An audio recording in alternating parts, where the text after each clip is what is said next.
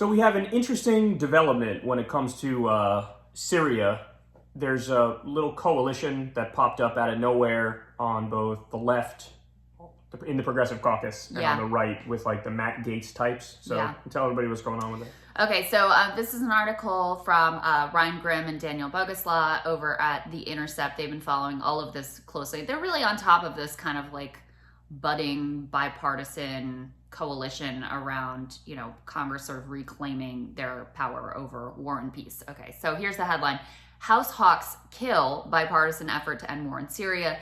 Matt Gaetz sponsored a resolution in the House supported by the Congressional Progressive Caucus to force congressional oversight of the continued U.S. military presence in Syria.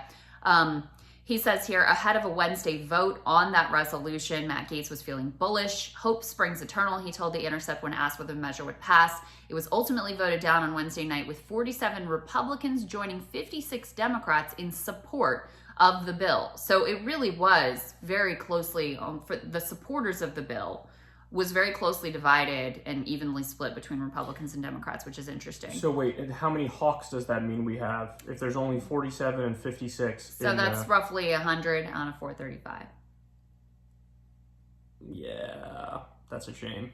Despite the resolution's defeat, they say it's just the beginning in a string of efforts to end U.S. military operations abroad, according to its sponsor. This is also interesting context from the article. Ryan talked to Robert Ford, who was the Obama administration's ambassador to Syria. He was originally a leading voice in favor of aggressively confronting the regime of Syrian President Bashar al-Assad at the time, also backed the effort by Gaetz to force U.S. withdrawal from the country within 100 days, 80 days. Ryan describes in this article, this dude's approach was like basically either go big or go home. And so now he's done with his go big phase. He's now in the like go home phase. Well, so can I interject for a second? Yeah, sure. So under the Obama administration, we backed a group in Syria called Al-Nusra Front.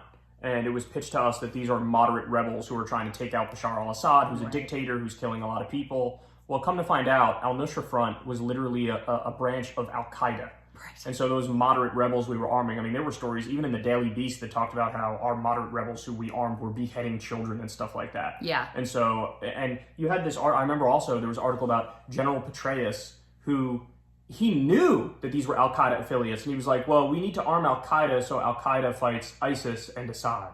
And it's like, you guys are playing with fire. This is crazy. This is crazy what you're doing here. Anyway, go ahead.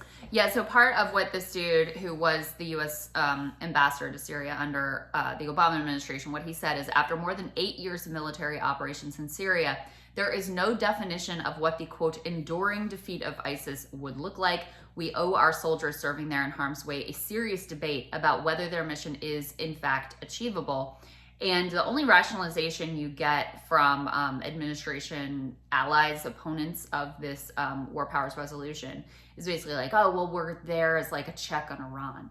And it's like, that's, first, no one, you never, this was never authorized to start with. The idea that this is a check on Iran was never sold to the American people as like, we need to station soldiers abroad in Syria as a check on Iran. So the whole thing, Ro Khanna is quoted here as saying like, okay, if they want to make that case, come to Congress and try to sell us on it. Yeah, well, apparently it would if they would sell Congress on it. But yeah, as of right now, this is illegal. This war that they're doing is illegal. And actually Trump sort of ripped the mask off this whole thing because he said repeatedly in his administration, yes, we are occupying a third of Syria and we're doing it to take the oil. Right.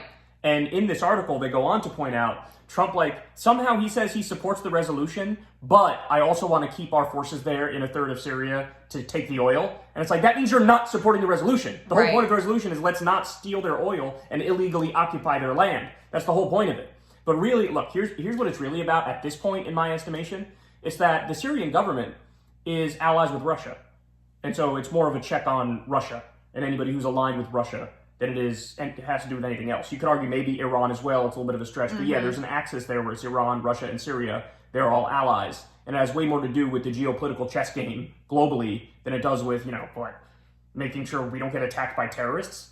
These aren't, Assad is a dictator and he's done horrible things, but there's no threat of Assad or any of his, Shia allies doing a terror attack in Cleveland or something. That's not a thing. That's not going to happen. So I think really what it's about is that, the geopolitical chessboard. And then also, like Trump said, we want to take the oil. Right. We want to occupy the country, steal the oil. That's what they're doing. So this started under Obama, as I just described before. It's continued under Trump, and he was bragging about it. Just like he used to say in his CPAC speeches, we need to steal the oil from Iraq. He used to say that. Which, by the way, hilarious. Anybody would call him a non-interventionist when this is the stuff he says openly, right? The media never loved Trump more than when he bombed Syria. Remember That's that? true, yeah. Yeah, And it was then, like the one time when everybody, oh my God, he's so amazing. so serious. This is the day he became president. And then Biden has now continued this, too. Yeah. Which is interesting because, in other ways, like, Biden has massively reduced the drone war, which is great. Like, I love that. He's pulled the boots on the ground out of Afghanistan, Yeah. which is great. I love that. But, you know, in other ways, continuing this is total opposite philosophy. It's neocon 101. Yeah. So, what do you think of the sort of bipartisan group here, the, you know, so-called populist right Matt Gaetz types plus the Congressional Progressive Caucus? I mean, I think it's good, but I also think it's massively overstated that how effective or united they are. I think that generally speaking, the populist right is a total fraud. Like, they're not actually populist. This is a rare issue where they did come together to do a good thing, and I file that under the same category as like Mike Lee and Bernie Sanders coming together to end the U.S. support of Saudi Arabia's genocide in Yemen. But in the case of Mike Lee and Bernie Sanders, it actually worked. They got it through the Senate. But of course, Trump vetoed it at the time. It hasn't been re-brought up for Biden. Biden probably would veto it too.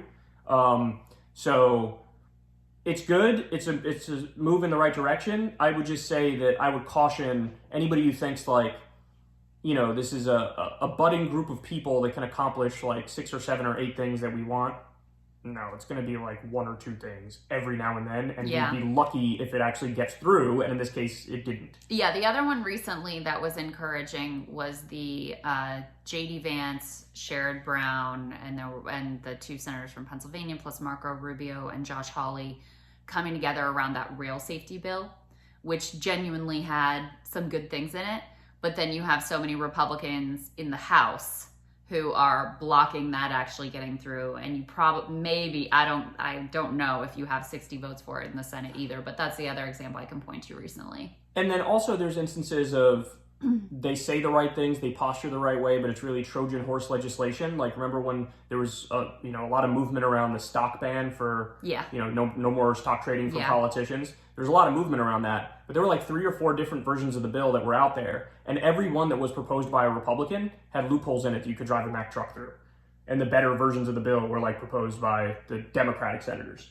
There was a serious version that was being worked on by, it was a Democrat I really don't care for in general, but it was good on this issue, Abigail Spanberger. Abigail Spanberger, yeah. She had it, but it was that was a bipartisan effort, and that was a genuinely good bill. But again, there was a Hawley version of the bill that was trash, and I remember covering that. I believe, I have no doubt about that. But yeah, there was a genuinely good bipartisan effort there as well, and it was Pelosi that killed it on the Democratic side, and then remember Kevin McCarthy. Originally, he had like pretended, if I become speaker, I'm going to do something that's not Yeah, we didn't hear anything about that. And it was certainly not one of the provisions that the renegade holdout Kevin McCarthy speaker people demanded in exchange for their votes either, which they obviously could have since they got everything else they wanted. Yeah, I guess I'd say for all these instances, the devil's in the details. Yeah. But obviously it would have been great if this got through, but it didn't. And that's devastating. Pushing. I know they're going to keep pushing on this. The people who are organizing behind the scenes are very dedicated to continuing to build this coalition. But you would think that an even easier layup would have been ending our support for the Saudi Arabian genocide in Yemen.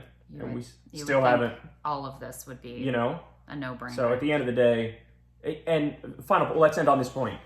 My reading of it is, it's not that the people who are opposed to this are ideological. It really is that they're just told by the Pentagon and the experts, this is a bad idea, but also they're paid by the military-industrial complex. Yeah, and so they're just doing their bidding. And they're like terrified of having some like soft on terror talking point thrown at them. So stupid. Which is the way the generals scare them into doing what they want. Yeah. Terrible. Anyway, there you go, guys.